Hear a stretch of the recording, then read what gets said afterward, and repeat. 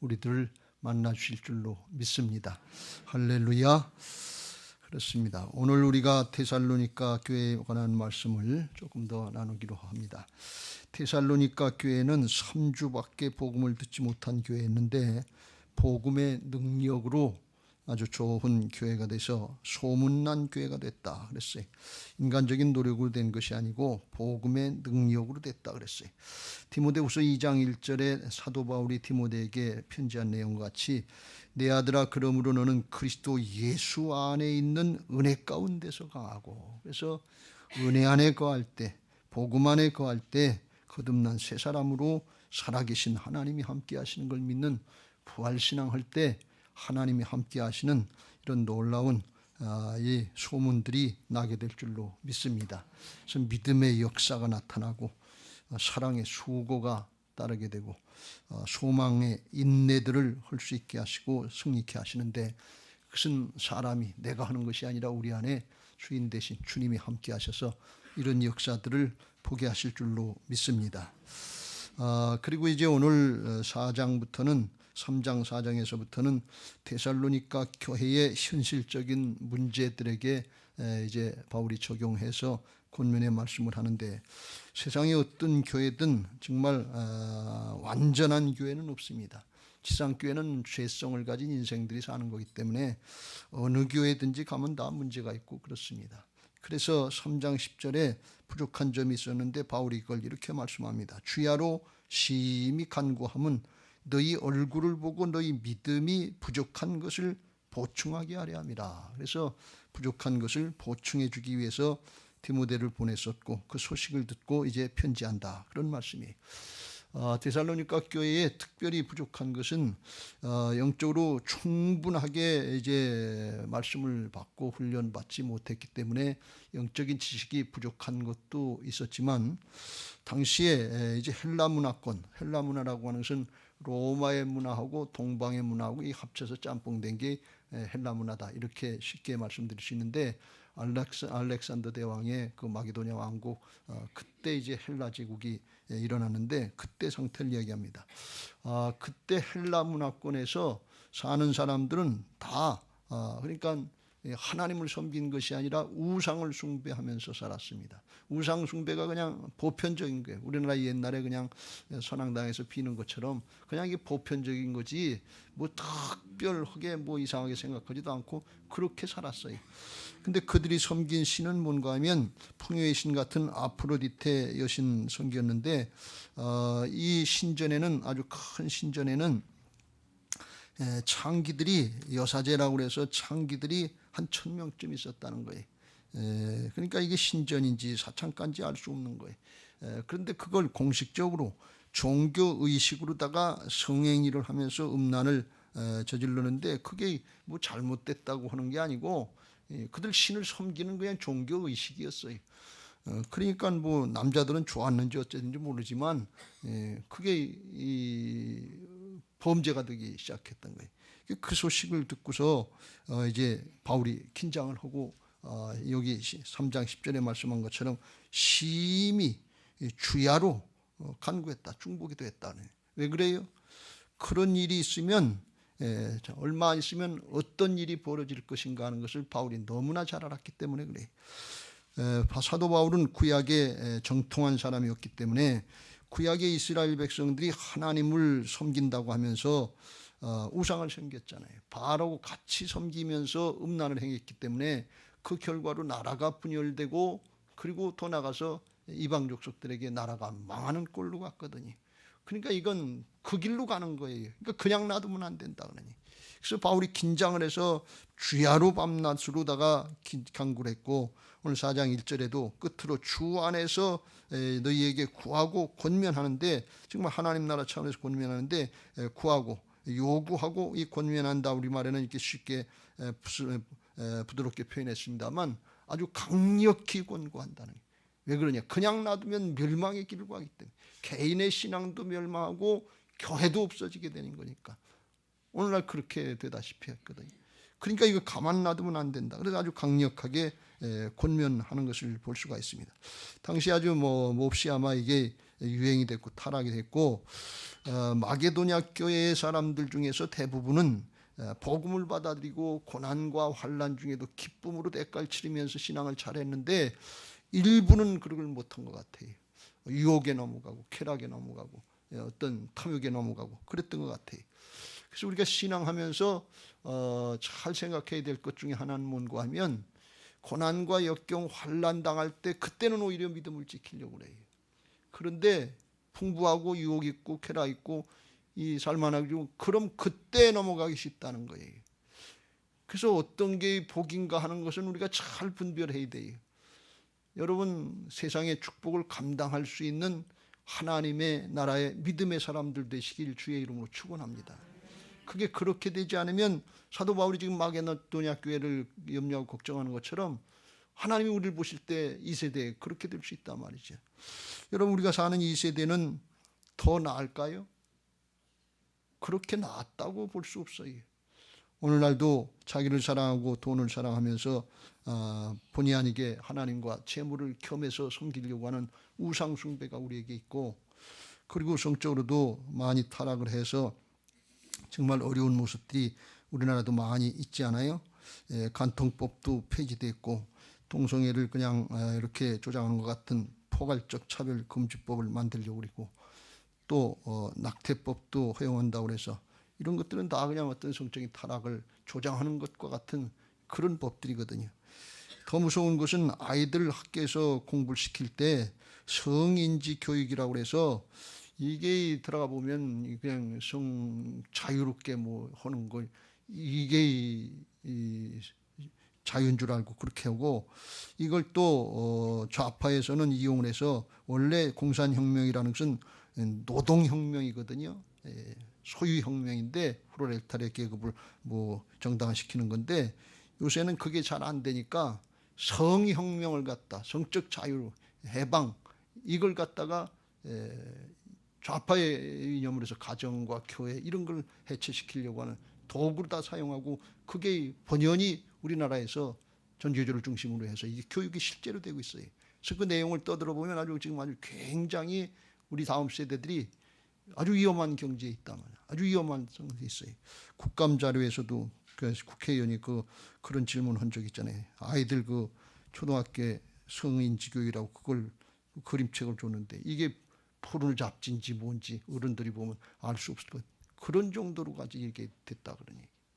그러니까 이게 이런 상황에서 코로나 사태로 또 점점 이기적이고 세속적이고 이 세상 살 걱정만 하고 있는 이런 상황에서 그냥 놔두면 이 나라가, 한국교회가 어디로 갈 것인가 하는 것은 영적으로 불을 보듯 뻔하다 그런 말씀. 지금까지 믿음을 지켜오신 어르신들 그 정도로만 지키면 될 텐데, 앞으로는 그렇지 않다 말이지. 지금 이미 상황이, 영적인 분위기가 다 이미 이렇게 그냥 깔아앉아 있고 이미 하향 평준화되어 있어요. 바닥에 가까울 정도로. 그러니까 이걸 그냥 놔두면 마게도냐 교회가 그렇게 되는 것처럼 한국교회도 지금 그렇게 될 상황이 되어 있단 말이죠. 우리가 이걸 잘 깨닫고 깨어서 기도하고 준비해야 될 줄로 믿습니다. 사도 바울이 3절 이후에 하나님의 뜻은 이것이니 너희의 거룩함이라, 음란을 버리고 각각 거룩함과 존귀로 자기 아내 대할 줄을 알고, 부부 사이에 떳떳해야 될 거 아니에요. 그렇지 못하다니 하나님을 모르는 이방인들과 같이 세욕을 따르지 말아라. 또 이게 더 나가서 이 일에 분수를 넘어서 형제를 해하지 말라 하는 걸 보면, 남의 아내를 범하는 것 같이 서로 즐긴다, 이런 가정을 해야 하는 이런 일들까지 있었던 것 같아요. 오늘날도 그런 일들이 있습니다. 그런 것과 마찬가지로 어렵고 힘드니까 바울이 고백한 것처럼, 권면하는 것처럼 거룩하라 하는 것입니다. 하나님이 거룩하니 너희도 거룩하라. 이스라엘 백성들이 레위기 19장에 보면 가나안 땅에 들어가기 전에 하나님께서 그들에게 요구하신 건 딱 하나예요. 거룩하라는 거예요. 여호와께서 모세에게 말씀하여 이르시되 너는 이스라엘 자손의 온 회중에게 말하여 이르라 너희는 거룩하라. 이는 나 여호와 너희 하나님이 거룩함이라. 가나안 땅에 당시엔 우상을 숭배했고 그 이방 족속들이, 가나안 족속들이, 그리고 저절로 거기 음란이 따라왔어요. 아주 복잡할 정도로 레위기 18장에 보면 아주 굉장한 음란, 수간을 하고 그냥 뭐 형제자매 사이에 가족 친척 사이에 이런 일들이 일어났단 말이지. 그러니까 거기서 살아날 수 있는 길은 딱 하나예요. 거룩하게 성별하는 거예요. 여러분, 거룩이 능력인 것을 믿으시기 바랍니다. 하나님 앞에 신앙하면서 돈이 능력이 아니에요. 지식이 능력이 아니에요. 세상에 스펙이 능력이 아니에요. 그런 거 많이 싸고 또 싸도 죄지면 그냥 끝이에요. 근데 그걸 구별하는 게 거룩인 것을 믿으시기 바랍니다. 이 거룩의 능력이 오늘날도 마찬가지. 신앙하면서 하나님 앞에 쓰임받고 영원토록 복받으려고 하는 사람들은 거룩하게 성별하시길 바랍니다. 마음의 생각도 성별하고 입술의 말도 성별하고 우리의 행실도 성별해야 될 줄로 믿습니다. 하나님이 거룩하시니 너희도 거룩하라. 근데 하나님이 거룩한 것처럼 우리가 어떻게 거룩해요? 그걸 할 수 있도록 다 이루신 게 이게 복음인 것을 믿으시기 바랍니다. 할렐루야. 성경은 할 수 없는 건 말씀하시지 않아요. 이미 하나님이 다 이루시고 은혜로 누릴 수 있는 것을 말씀하시는 것을 믿으시기 바랍니다. 이게 복음이에요. 오늘 이 거룩에 대해서 좀 나누려고 합니다. 또 하나는 이제 이스라엘 그 데살로니가 사람들이 당시에 이제 예수님의 재림에 대해서 주님이 곧 오실 것으로 생각을 해서 좀 조급하게 기다리면서 자기 할 일을 하지 않고 뭐 기도만 하면 된다, 아니면 그냥 하얀 옷 입고 기다리면 된다, 하얀 가운 입은 것처럼 그냥 그렇게 기다리기만 하면 된다는 그런 식이 있었던 것 같아. 그래서 그러지 말고 자기 일들 열심히 해라. 그러면서 하나님을 기다리는 거다. 그래서 그걸 권면한 것이 11절 12절에 조용히 자기 일에 힘쓰고 단정 행하면서 아무 궁핍감도 없고 다른 사람에게 이제 부담 주지 않게 해서 열심히 일하라 하는 것입니다. 여러분, 우리 그리스도인들은 열심히 일해야 될 줄로 믿습니다. 세상 일도 하고 하나님의 일도 하기 때문에 부지런하시길 주의 이름으로 축원합니다.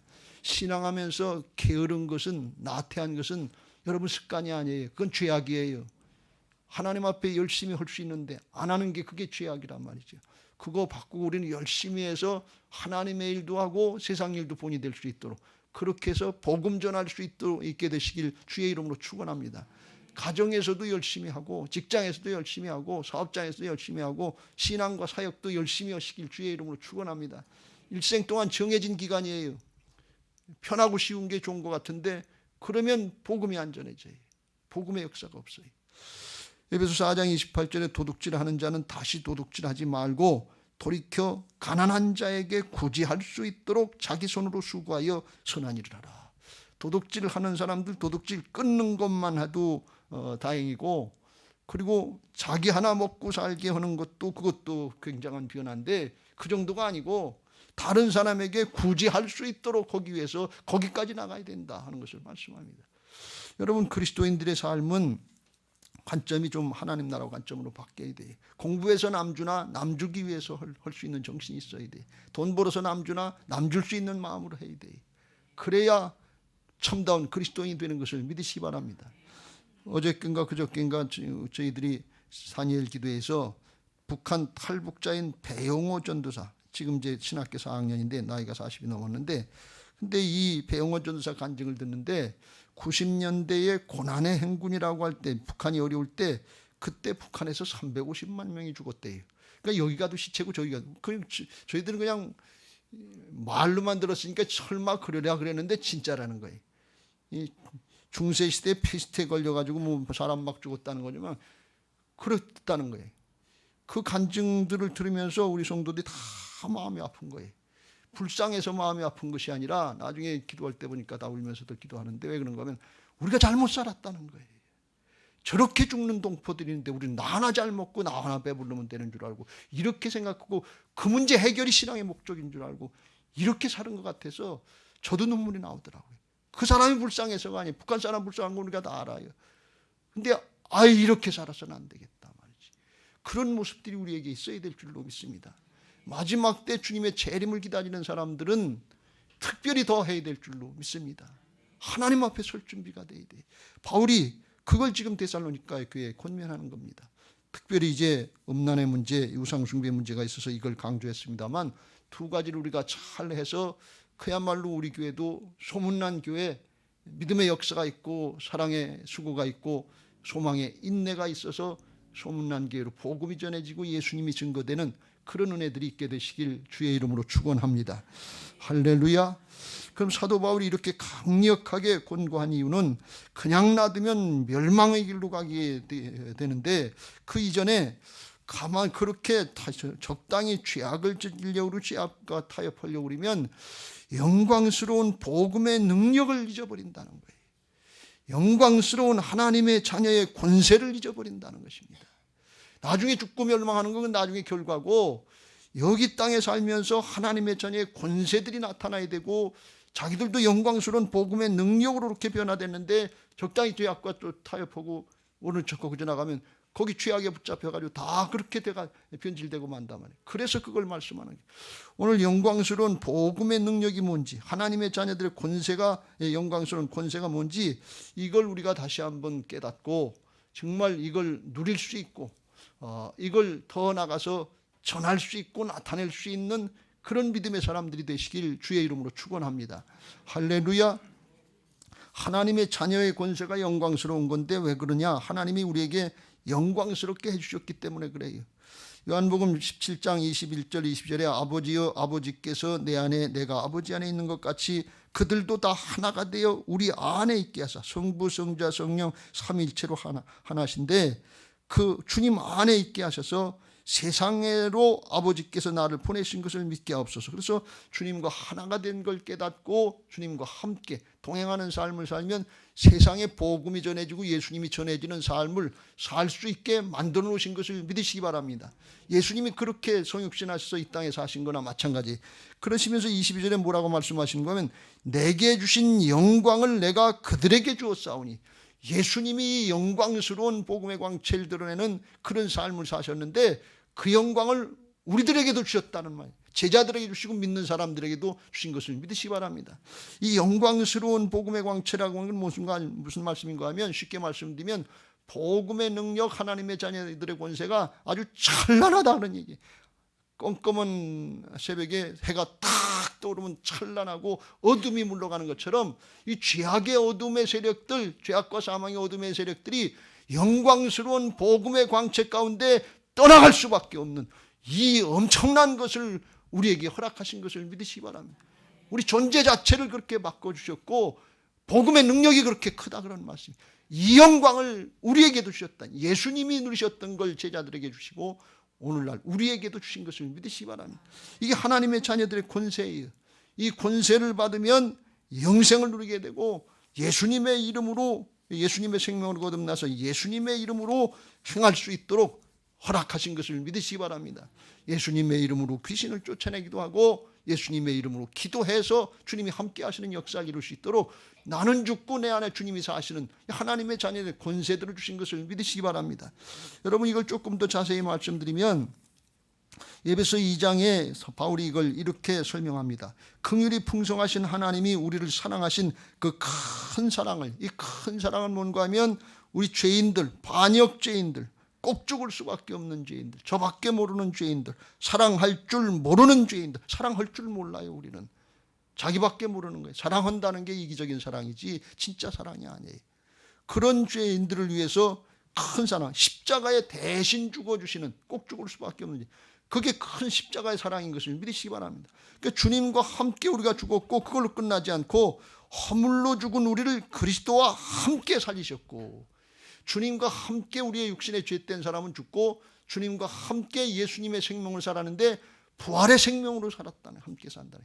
주님의 부활체, 영으로 된 부활체로 다 이제 그 또한 함께 일으키사 우리의 영은 주님과 하나가 돼서 예수 그리스도 안에서 함께 하늘에 올라가신 것처럼 성부 성자 성령 삼위일체로 영으로 하나 된 사람들은 우리의 영, 참생명인 영은 주님과 하나가 돼서 하늘 보좌에 있는 것, 하늘에 올라가 있는 것을 믿으시기 바랍니다. 그리고 우리 육신의 옛사람, 이건 죽은 옛사람이고 지나간 건데 이건 잠시 잠깐 일단 죽으면 썩어서 없어질 거예요. 근데 참 생명은 육신이 아니고 영인 것을 믿으시기 바랍니다.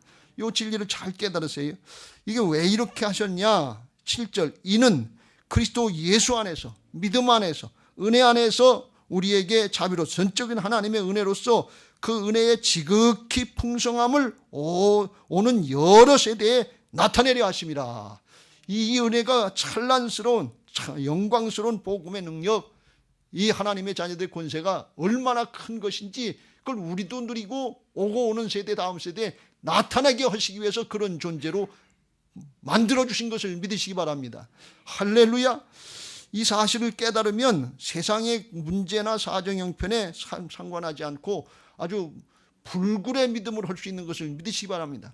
바울은 이걸 믿었어요. 나의 참 생명은 하늘의 주님과 함께 영원히 있는 거다.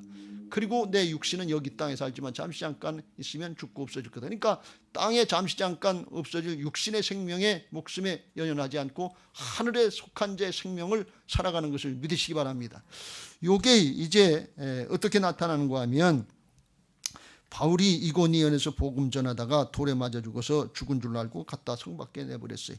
그런데 조금 있다가 일어나서 바울이 뭐 했냐? 다시 그 성으로 들어갔다는 거예요. 자기를 쳐 죽이려고 하는 다시 그 사람들한테 가서 복음을 전하니까 그 사람들이 얼마나 기겁을 하고 놀라겠냐. 죽이려고 그래서 죽은 줄 알고 내버렸는데 다시 살아서 와서 복음 전하는 거예요. 그러면서 바울이 22절에 그들의 제자들의 마음을 굳게 하여 이 믿음에 머물러 있으라. 그 믿음에 서라는 거예요. 사정 형편에 억압돼서 지구 끝나는 믿음이 아니라 사방으로 싸움을 당해도 쌓이지 않고 답답한 일을 당해도 낙심하지 않고 생명의 삶을 그래도 산다 그런 얘기예요. 이게 하나님 앞에 아주 굉장한 복음의 능력인 것을 믿으시기 바랍니다. 죄악과 사망에서 이렇게 지는 것이 아니에요. 우리가 간증 들을 때 다니엘 기도를 할 때 천정은 자매의 간증을 들었는데 이 천정은 자매는 암이 걸려가지고서 유방암부터 시작해가지고 86차례 항암 치료를 받았대요. 말이 그렇지 86차례면 7, 8년 됐대요. 곧 죽을 줄 알았는데 하나님이 주시지 않고 뼈에까지 전이가 돼가지고서 고통은 이루 말할 수 없는데 그런데 부활의 복음을 듣고 자기가 깨달은 게 있는데 그건 뭔가 하면 이 말씀을 들은 거예요. 우리의 참 생명은 예수 믿고 구원받은 순간에 영으로 주님과 연합돼서 하늘에 있다.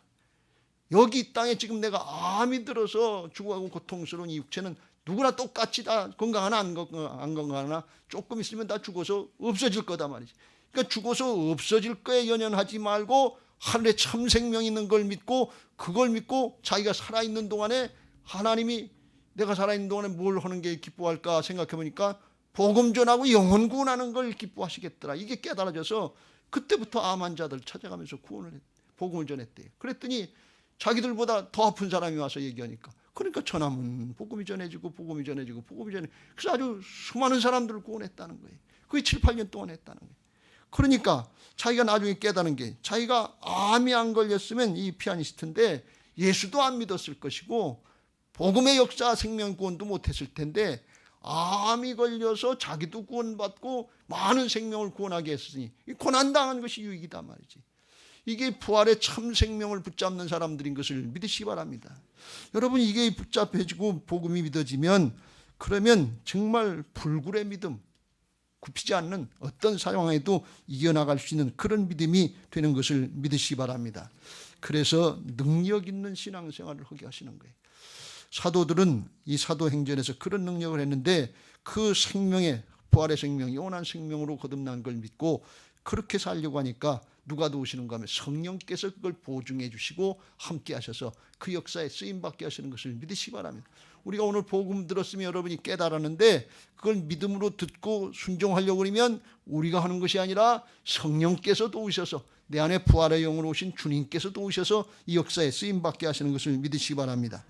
요한복음 14장 16절에 내가 아버지께 구하겠으니 그가 또 다른 보혜사를 너희에게 주사 영원토록 너희와 함께 있게 하리라 하셨어요.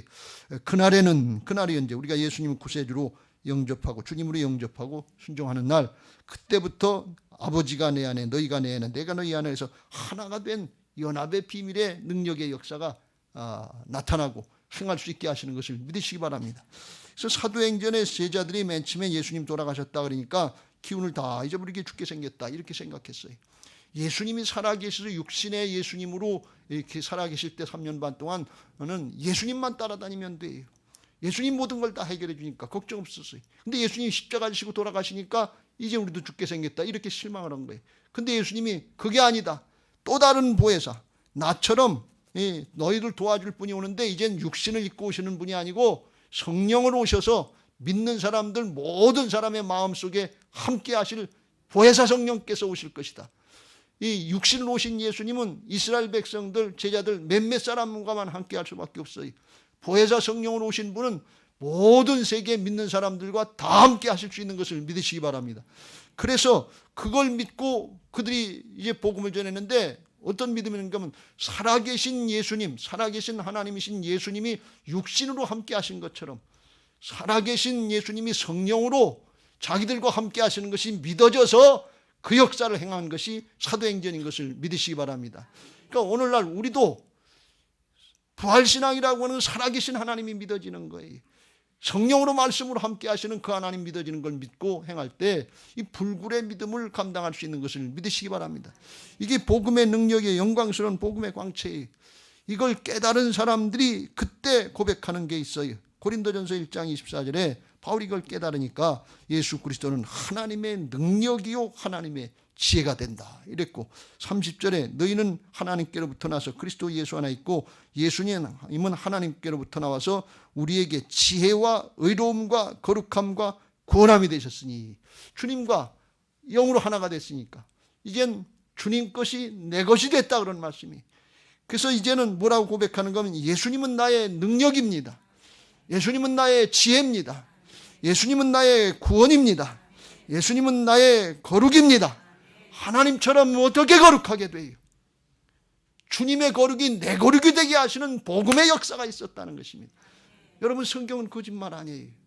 이걸 믿고 그렇게 순종하면 복음으로 다 이루신 영의 세계의 실제가 우리에게 증거로 나타나는 것을 믿으시기 바랍니다. 믿음으로 화합하고 해보면 성령이 역사하셔서 거룩하게 변화시키시는 역사가 있어요. 이걸 믿음으로 하시길 주의 이름으로 축원합니다. 할렐루야. 다윗은 구약에서 그걸 하나님이 함께 하시는 역사를 알았기 때문에 여호와는 나의 힘이 되십니다. 여호와는 나의 요새가 되십니다. 여호와는 나의 방패가 되십니다. 여호와는 나의 피난처가 되십니다. 이 다윗이 예수님은 나의 능력입니다. 지혜입니다. 구원입니다. 거룩입니다. 똑같은 얘기예요. 주님 안에 거하고 주님이 나와 함께 하시는 게 믿어지고 주님과 연합된 게 믿어지면 이렇게 놀라운 고백을 할 수 있고, 그 믿는 자들을 통해서 믿음대로 되게 하시는 역사가 있는 것을 믿으시기 바랍니다. 할렐루야. 이게 그래서 우리가 거룩하게 구별될 수 있고 세상의 죄악, 어둠, 여기에 찬란한 복음의 영광을 나타내면서 우리는 누리게 되고 주변의 사람들에게 영향력을 미쳐서 복음의 능력을 나타나게 하실 줄로 믿습니다. 여러분, 이 믿음이 되면, 이 변화받은 믿음이 되면 여기 이제 음란의 문제가 있어서 4절에 각각 거룩함과 존귀함으로 자기 아내 대할 줄을 알고, 그래서 떳떳하게 부부생활을 하는데 아주 행복한 부부생활을 할 수 있고 가정생활을 할 수 있는 것을 믿으시기 바랍니다. 이게 비밀이에요. 복음으로 변화되면 안 되는 게 없어요. 하나님이 함께 하셔서 다 된단 말이죠. 에베소 5장에 제가 결혼식 할 때마다 드리는 말씀 중에 하나인데, 부부 사이의 사랑이 어떻게 주님의 사랑처럼 그렇게 되느냐. 남편들아, 아내 사랑하기를 그리스도께서 교회를 사랑하시고 교회를 위하여 자신을 주신 같이 하라. 그래서 아내는 남편의 말에 모든 범사에 순종하라고 그랬고, 남편은 아내를 사랑하기를 예수님이 교회를 위해서 생명을 내놓으시고 사랑하신 것처럼 그렇게 사랑하라고 그랬어요. 근데 어떻게 해서 그렇게 되느냐. 이는, 그랬어요. 26절 그 근거를 말씀하시는데, 곧 물로 씻어 말씀으로 깨끗하게 하사 거룩하게 하시고 자기 앞에 영광스러운 교회로 세우사 티나 주름 잡힌 것이나 이런 것들이 없이 거룩하고 흠이 없게 하려 하심이라 그랬어요. 이게 무슨 말씀인가 하면, 하나님 앞에, 예수님 앞에 우리들은 반역죄인이에요. 꼭 죽을 수밖에 없는 죄인들이에요. 그런데 예수님이 핏값으로 다 씻어주시고 부활의 능력으로 새롭게 하셔서 말씀으로 복음으로 깨끗하고 거룩하게 하셔서 예수님 앞에, 하나님 앞에 영광스러운 교회가 됐다. 영광, 찬란한 하나님의 자녀들이 됐다는 거예요. 우리의 영은 죄악이 아주 싹 씻어진 예수님의 형상, 하나님의 형상으로 그렇게 만들어준 주님과 하나가 된 것을 믿으시기 바랍니다. 우리 육신을 얘기하는 게 아니에요. 예수님은 우리의 영을 보시는 것을 믿으시기 바랍니다.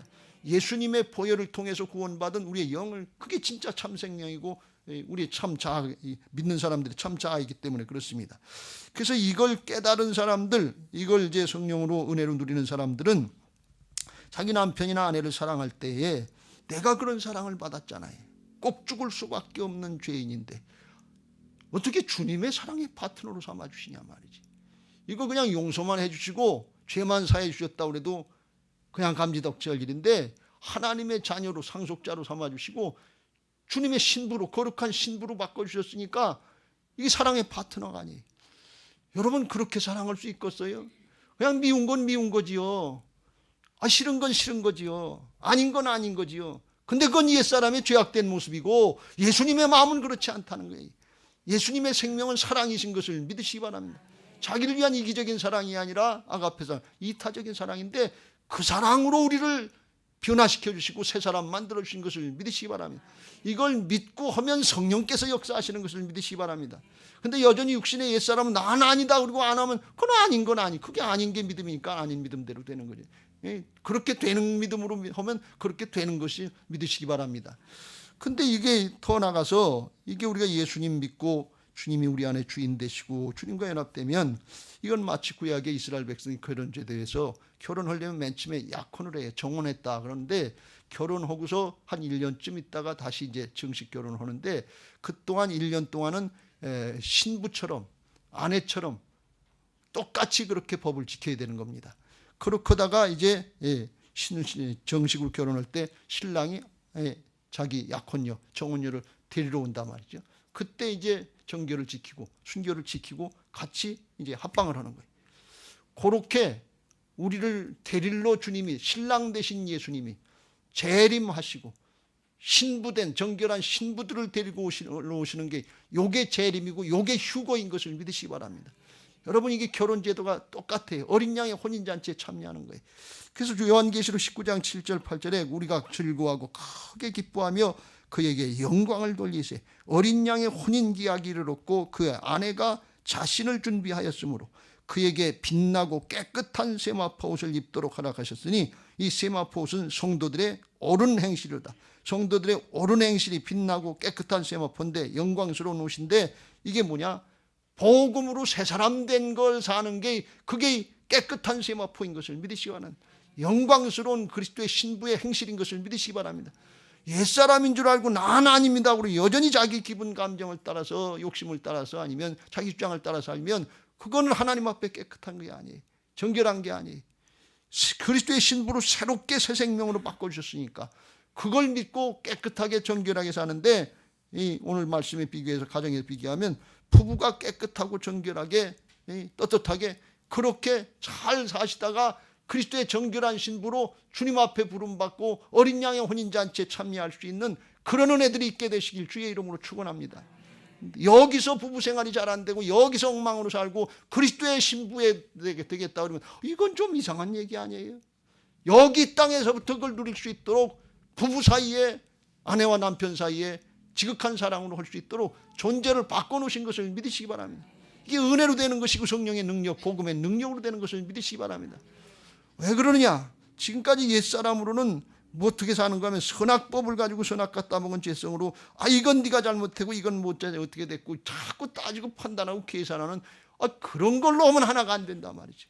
근데 우리는 아주 꼭 죽을 수밖에 없는 반역죄인들이었는데 하나님이 지극한 사랑으로 십자가의 사랑으로 다 덮어주고 새롭게 하신 은혜와 사랑으로 구원받았기 때문에 그 은혜와 사랑으로 변화된 우리들은 이제 은혜와 사랑으로 우리도 사는 거지 선악법으로 사는 게 아니다 그런 말씀이에요. 요거 바꾸시길 주의 이름으로 축원합니다. 그래야 돼요. 여기 젊은 사람들이 있으면 그거 아주 명심하시고 그렇게 하려고 그러면 내가 하는 것이 아니라 성령께서 도와주셔서 은혜 가운데 되게 하시는 것을 믿으시기 바랍니다. 여러분, 이게 오늘날 얼마나 심각한 문제인지 몰라요. 가정마다가 예수 믿는 가정이라고 편한 거 아니에요. 예수 믿는 가정이라고 부부가 하나가 되는 거 아닙니다. 사단에게 다 속아서 이거 종로로 타고 있으면서 찍고 까부르고 살면서 다 그렇지 그러고 아니 다 그렇지 않아요. 예수님이 주인 되시면 절대로 그렇지 않고 아주 행복하게 잘 살고 그리스도의 정결한 신부로 주님 만나러 가시는 것을 믿으시기 바랍니다. 이게 뭐냐? 영광스러운 복음의 능력이다 하는 말씀이. 이걸 결혼식의 주례로 얘기하면 이게 딴 얘기하는 줄 알아요. 이게 절대로 그런 거 아니에요. 여러분, 믿음 잘 지키시길 주의 이름으로 축원합니다. 그리고 우리가 이렇게 잘 복음으로 살면 세상의 빛과 소금의 역할도 감당할 수 있게 하시는 것을 믿으시기 바랍니다. 인간적인 노력이 아니라 내 안에 주인 되신 예수님을 나타내면 돼요. 주님의 뜻을 따르고 순종하면 주님이 나타나셔서 우리를 통해서 빛이 나타나게 하시고 착한 행실을 보게 하시고 세상 사람들에게 아버지께 하나님께 예수님 믿고 영광 돌릴 수 있는 은혜가 있게 되는 것을 믿으시기 바랍니다. 여러분, 그러니까 우리가 있는 그 자리에서 외국에 나가야만 선교사 되는 게 아니고 가정이고 직장이고 사업장이고 어디서든지 우리가 하나님의 자녀답게 살면 그 현장에서 생활 선교사가 되고 삶의 선교사가 되는 것을 믿으시기 바랍니다. 일터의 사역자들이 되는 거예요. 한국교회 지금 이게 필요해요. 외국 선교도 많이 해야 되는데 지금 한국교회가 점점 힘들어지니까 외국 선교를 할 수 있는 근거들이 지금 무너지고 있어요. 그래서 우리부터 살려내야 돼. 우리 자식부터 살려내고 주변부터 살려내기 위해서 우리들이 이 소금과 빛의 역할을 감당하는 복음의 능력의 역사를 살 때 주께서 우리를 통해서 이루실 줄로 믿습니다. 할렐루야. 그래서 이렇게 복음의 능력이 나타나고 찬란한 복음의 역사들이 하나님의 자녀들의 권세로 나타날 때 하나님은 영광 받으시고 우리에겐 은혜와 축복이 될 줄로 믿습니다. 이 삶을 살면 변화받으면 세상의 것에 얽매이지 않게 돼요. 그래서 주님이 말씀하시기를 요한복음 8장 32절에 진리를 알지니 진리가 너희를 자유롭게 하리라. 이 복음의 진리, 하나님 나라에 속한 자의 진리를 깨달으면 세상의 것 때문에 연연하지 않는다는 거예요. 그것 때문에 원망할 것도 없고 그것 때문에 불평할 것도 없고 그것 때문에 실망할 것도 없단 말이에요. 우리는 참 생명에 속한 하늘 속한 자의 생명의 삶을 살아가면 되는 것입니다. 그래서 땅의 것 때문에 실망하고 낭망하는 것이 아니라 하늘의 것 때문에 기뻐하고 즐거워하는 복된 삶이 되는 것을 믿으시기 바랍니다.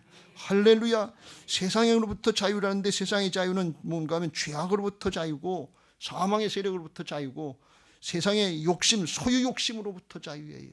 이게 죄악된 모습이거든요. 그걸로부터 자유하면 그냥 자유해져요. 근데 여기 죄악과 사망의 세력을 두려워하는 이 자유가 근본적인 두려움이고 부자유고, 또 하나는 비교하면서 이게 소유 욕심 때문에 다 이게 힘들고 어려운거든요. 근데 여기서부터 자유가 있으면 그냥 평안해요. 이거 누리시길 주의 이름으로 축원합니다. 예수님이 그 모범을 보여주시고 바울이 그 모범을 받았는데 이걸 깨달은 사람은 어떻게 사느냐. 항상 기뻐하라. 쉬지 말고 기도하라. 범사에 감사하라. 이것이 그리스도 예수 안에서 너희를 향하신 하나님의 뜻이니라. 하나님의 은혜 안에서 항상 기뻐하고 범사에 감사할 수 있는 복된 삶을 사는데 이게 영광스러운 복음의 광채요, 또 영광스러운 하나님의 자녀들의 권세인 것을 믿으시기 바랍니다. 여러분, 이걸 누릴 수 있게 되시길 주의 이름으로 축원합니다. 죄악은 어둠의 세력이에요. 복음이 나타나면, 영광스러운 복음이 나타나면 어둠의 세력, 죄악과 사망의 세력, 이기적인 욕심의 세력, 욕심은 세상적인 건데, 세속적인 건데 세상적인 것으로부터 벗어나서 하늘의 것으로 기뻐하면서 복된 삶을 살게 하실 줄로 믿습니다. 이걸 누리는 게 우리의 신앙인데, 그런데 이걸 못 누리게 방해하는 세력이 있는데 이게 세상신이고 이게 사단인 것을 믿으시기 바랍니다. 이걸 잘 분별해야 돼요. 성령은 하나가 되게 하시는 영이에요. 근데 사단은 악한 영은 분열시키는 영이에요. 그러니까 주님과 하나가 되지 못하도록, 복음으로 하나가 되지 못하도록 이걸 방해하는 거예요. 고린도서 4장 3절 4절에 그래서 만일 우리의 복음이 가리었으면 망하는 자들에게 가려진 것이라. 그 중에 이 세상 신이 믿지 아니하는 자들의 마음을 혼미하게 하여 그리스도의 영광의 복음의 광채가 그 심령 가운데 비치지 못하게 하니, 존재를 바꾸지 못하게 하려고 이거 철저하게 막고 있는 거예요. 하나님의 형상이 회복되지 못하도록, 기쁘고 즐겁고 감사하게 살지 못하고 세상의 것에 얽매이도록 하는데 뭘 가지고 방해하느냐? 죄악 가지고 방해하는 거예요. 죄, 특별히 어떤 죄? 시편 19편 12절 13절에 보면 자기 허물을 능히 깨달을 자 누구리요? 나를 숨은 허물에서 벗어나게 하시고 또 주의 종에게 고의로 죄를 짓지 말게 하사 그 죄가 나를 주장하지 못하게 하소서. 그리하면 내가 정직하여 큰 죄가에서 벗어나겠나이다. 그래서 숨은, 은밀하게 짓는 죄들, 다른 사람은 모를 거라고 생각하는 죄들, 이거 속지 마세요. 마귀가 알아요. 하나님도 아셔요. 습관적인 죄들, 다 그렇지 뭐 그러고 넘어가려고 하는 것들, 이거 속지 마세요. 이 은밀한 죄, 습관적인 죄 중에 아주 가장 잘 속는 게 뭔가 하면 주께서 복음으로 다 이루어놓으시고 믿으면 된다고 그러는데 불신앙하게 만드는 거예요. 못 믿게 만드는 거예요. 어떻게 그런 일이 있겠어? 그럼 황당한 얘기를 하냐 말이죠. 그런데 주님은 죄라 하면 저희가 나를 믿지 아니하면 믿고 행하면 은혜로 그렇게 되는 것을 믿으시기 바랍니다. 사람이 바뀌고 상황이 바뀌는 거예요. 성령께서 살아계셔서 그렇게 살아계신 주님이 그렇게 하시는 건데 에이 무슨 그런 일이 있겠어. 그리고 안 하는 거예요. 불신앙하는 거예요. 이거 은밀한 죄예요. 누가 뭐 그렇게 하는지 누가 알아요? 겉으로 뭐 안 나타나니. 예배만 와도 이 코로나 세대에 정말 예배만 와도 얼마나 감사하고 고마운 일이냐 말이죠. 근데 불신앙, 오늘 말씀하는 은밀한 것 중에 음란한 것들, 이건 속에 있는 거니까 이거 드러내기가 힘들거든요. 또 우리 속에 있는 것들, 미움, 증오심, 용서하지 못하는 것들, 이것도 겉으로 나타나지 않거든요. 근데 여기 걸리는 걸 몰라요. 또 하나 걸리는 게 뭔가 하면 세상적인 것, 탐욕. 세상에서는 부를 많이 얻고 그러면 이게 좋은 건 줄 알고 그렇게 되는데 하나님 앞에는 부자가 천국을 못 간다고 그랬잖아요. 주를 위해서 남을 위해서 쓸 수 있으면 좋은데 이게 잘 안 되잖아요. 그래서 이게 은밀한 것들 여기에 걸리면 그 죄의 종로로 탄다는 걸 모르게 사단이 그걸 가지고 방해하는 거예요. 골로새 3장 5절에 탐욕이 이 탐심이 그게 우상숭배라고 그랬고 특별히 이제 또 육적으로 음란하기 위해서 고린도전서 6장 15절 위에 보면 주님과 우리가 영으로 하나가 된 사람이 되는데 우상숭배한다고 자기 만족을 취한다고 창기들과 같이 성전 창기와 같이 거기 가서 합하면 그게 뭐냐 말이에요. 18절 주와 합하는 자는 한 영이다. 주님하고 한 영이 됐는데 가서 음란한 짓 하면서 마귀하고 또 한 영이 되려고 그러냐 말이에요. 악령하고 한 영이 되려고 하냐는 이게 영적으로 그런 일이 있다는 거예요. 육체적인 결합으로만 끝나는 게 아니라는 거예요. 18절에 이렇게 말씀합니다. 음행을 피하라. 사람이 범하는 죄마다 몸 밖에 있거니와 음행하는 자는 자기 몸에 죄를 짓는 자기 몸에 짓는데 특별히 여기 이 음행이라는 게 뭐예요? 둘이 같이 해야 음행이지 혼자는 음행이 안 되잖아요. 그러면 부부는 뭔가 하면 일심동체예요. 자기 아내에게 죄를 짓는 거고 자기 남편에게 죄를 짓는 거다. 근데 이게 영적으로도 문제가 있다는 거예요. 아주 쉽게 설명을 하면 이런 얘기예요. 밖에 나가서 바람 피다가 성병이 걸렸다. 그럼 아내한테도 이게 자기 몸에 그런 것처럼 이 밖에 가서 결합하면 악령을 결합한 게 이게 자기도 그렇고 아내도 그렇고 남편도 그렇고 같이 이게 어렵고 해서 힘들게 된다. 그런 말씀이에요. 이게 아주 굉장히 무서운 건데 이걸 영적으로 잘 모른다 그러니 그 음행을 피하라는 거예요. 너희 몸은 너희가 하나님께로부터 받은 바 너희 가운데 계신 성령의 전인 줄 알지 못하느냐. 주님과 하나가 됐다면 우리 자신 것이 아니라 값으로 산 것이 됐으니 너희 몸으로 하나님께 영광을 돌리라. 하나님께 어떻게 영광을 돌려요? 복음적인 신앙하시길 주의 이름으로 축원합니다. 주님의 말씀 따라가면 돼요. 성령 따라 사는 게 영광을 돌리는 거예요. 금년도 표가요. 이 성전에 영광이 충만하게 하리라. 할렐루야. 그런데 우리가 성령의 전이니까 우리 자신부터 성령으로 충만해서 복음적인 신앙할 때 우리가 충만해지고 그런 사람들이 모여진 곳에 성전이 충만하게 되는 역사가 있게 될 줄로 믿습니다. 하나님의 영으로 충만하는 게 우리가 새 성전 짓고 새 예루살렘 성전에 들어가자고 그러는데 그냥 옛 모습으로 자가 충만하고 성질이 충만하고 악한 영의 세력으로 지배당하고 그냥 그 모습으로 가면 안 되고 복음으로 새로워져서 성령으로 충만하고 정말 새 사람 된 모습으로 주님과 하나가 된 모습으로 들어가서 예배할 때 성령께서 충만하게 역사하실 줄로 믿습니다. 할렐루야. 이 사실을 깨닫고 오늘 우리가 어디가 어떻게 무너졌는지 그걸 깨닫고 하나님께 회복시켜달라고 그걸 기도하고 그걸 구할 수 있게 되시길 주의 이름으로 축원합니다. 사도 바울이 그걸 구하고 권면을 강력히 구하고서 그걸 바라고 더욱 많이 힘쓰라 그랬어요.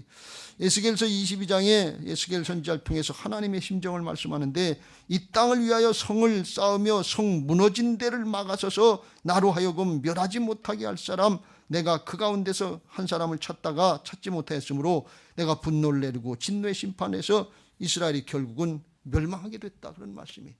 여러분 우리 심령들을 잘 살펴보고 우리 가정이나 주변을 살펴봐서 우리가 뭐에 지금 성이 무너져 있는지 불신앙으로 무너져 있는지 음란으로 무너져 있는지 아니면 탐욕으로 무너져 있는지 미움과 증오심으로 무너져 있는지, 그 사람이 보기도 싫다 말이지.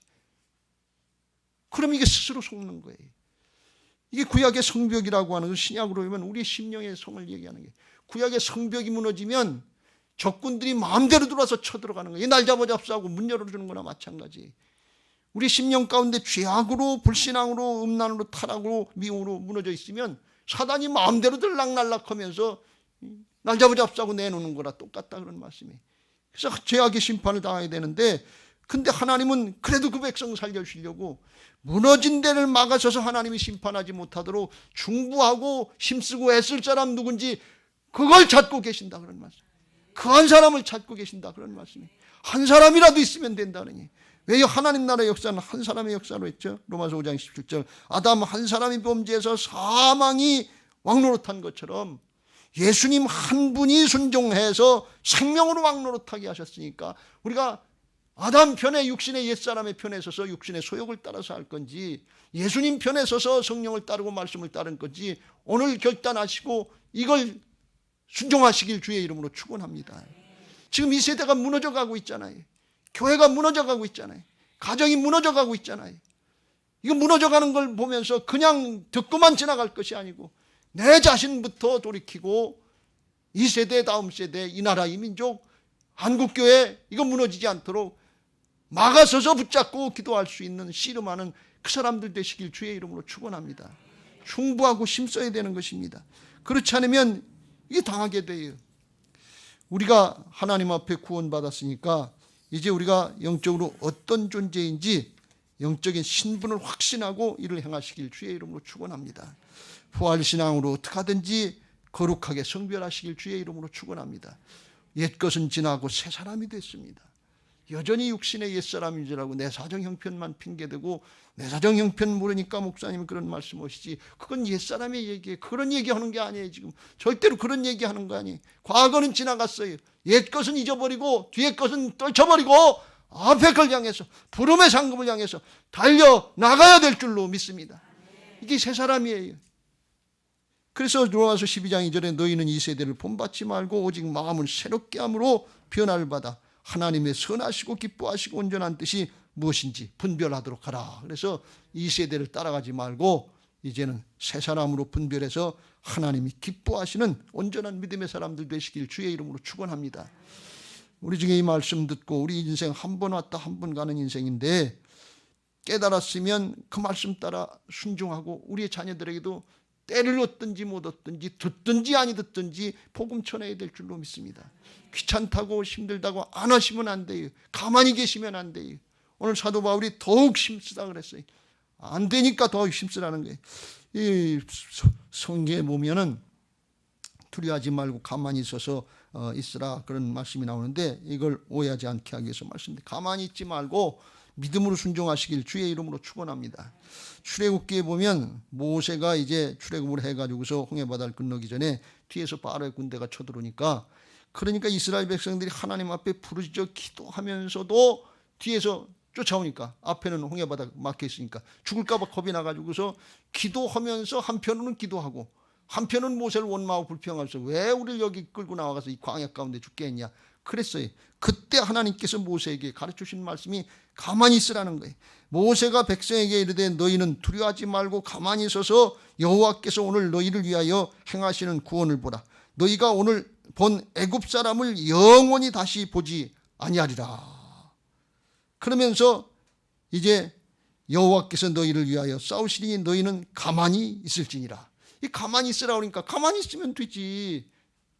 기도만 하고 있으면 되지. 이렇게 생각하고 계시는데 기도하라는 거예요. 기도하지 말라는 게 아니에요.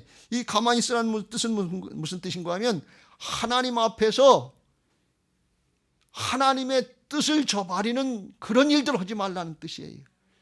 하나님의 뜻을 저버리는 인간적으로 행하지 말고 세상적인 방법을 하지 말고 원망하고 불평하지 말고 그런 건 가만히 있고 하나님의 뜻이 깨달아지고 알려졌으면 그때부터는 믿음으로 순종하라 그런 뜻입니다. 그래서 15절에 바로 이렇게 말씀하십니다. 모세가 그걸 잘 몰라서 모세가 또 기도했던 것 같아요. 홍해바다 갈라지게 하라고. 그랬더니 하나님이 여호와께서 모세에게 이르시되 너는 어찌하여 내게 부르짖느냐. 이스라엘 자손에게 명령하여 앞으로 나아가게 하고 지팡이를 들고 손을 바다 위로 내밀어 그것이 갈라지게 하라. 이스라엘 자손이 바다 가운데서 마른 땅으로 행하리라. 할렐루야. 기도해서 하나님의 뜻을 깨닫고 설교를 듣고 하나님의 뜻을 깨달았으면 이제는 믿음으로 자기를 부인하고 앞으로 나아가야 될 줄로 믿습니다. 이게 순종해서 내리치고 갈라지게 하고 홍해바다까지 거기로 들어가다가 물에가 휩쓸려가 죽으면 어떡하나 겁날 수도 있는데 믿음으로 가라 그런 말씀이에요. 만약 이스라엘 백성들이 아유 그거 반짝 들어서 옮겨놓으시지 왜 거길 가라 그러나 그리고 안 했다 그러면 어떻게 됐어요? 죽었지. 바로한테 죽었지. 우리가 말씀을 듣고 순종하지 않고 그냥 이로만 달라고만 그리고 가만히 있었으면 어떻게 해요? 마귀한테 죽지요. 그렇게 죽은 교회들이 많아요. 가만히 있으면 되는 줄 알고 적당히 대충 넘어가면 되는 줄 알고 이게 귀찮고 힘든 일이니까 드러내기 부끄럽고 어려운 일이니까 그러다가 교회가 죽고 성도들이 있고 가정이 죽은 그런 경우가 얼마나 많냐 말이지. 가만히 있으라는 건 그런 뜻이 아니에요.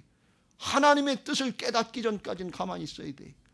근데 하나님의 뜻을 깨달았으면 그때부터는 믿음으로 순종해야 될 줄로 믿습니다. 원망하거나 불평하지 말고 순종하면 주께서 우리를 붙잡고 일하셔서 빛들로 나타내시고 이 어그러지고 거스린 세대에 빛들로 나타내시고 하나님의 역사를 이루게 하실 줄로 믿습니다. 바라기는 우리 교회와 우리 성도들이 마지막 때 이런 역사를 감당하는 그런 교회 그런 성도님들 되시길 주의 이름으로 축원합니다. 마지막 때는 주님이 말씀하신 것처럼 악하고 음란한 세대다 그랬어요. 이 악하고 음란한 세대를 이길 수 있는 방법은 딱 한 가지 요나의 표적밖에 없다고 그랬는데 요나의 표적이 뭐냐? 죽고 3일 만에 다시 사신 예수님의 부활을 의미하는 것을 믿으시기 바랍니다. 부활하신 주님이 우리 안에 오셔서 주인 되시는 걸 믿고 그 주님을 따라 말씀을 따라 성령을 따라 순종할 때 내가 하는 것이 아니라 살아계신 하나님 우리를 통해서 이루시는 복된 역사 영광스러운 복음의 광채 역사를 나타내시고 하나님의 역사에 우리가 쓰임받게 하시고 영원토록 복을 받는데 주님과 정말 영원히 행복한 삶을 살면서 하나님 나라의 통치권의 왕노릇하기까지 예비하신 대로 다 이루어지게 하실 줄로 믿습니다. 바라기는 가정생활, 부부생활도 행복하고 신앙생활도 행복하고 주님과 함께하는 영원한 하나님 나라의 비전도 소망이 있는 일 가지고 넉넉히 계셔서 새 예루살렘 성전을 통해서 새 예루살렘 성으로 하나님 나라까지 연결되는 복된 신앙들이 되시기를 예수님의 이름으로 축원합니다. 할렐루야. 이제 받은 말씀 기억하시고 그런 신앙할 수 있게 해달라고 찬양하시고 기도하실 텐데 이게 다 복음으로 십자가와 부활의 능력으로 다 이루어진 건데 오랜만에 268장 찬송하겠습니다. 주의 보혈 능력 있도다. 주의 피 믿으오 주의 보혈 그 어린 양의 매우 귀중한 피로다.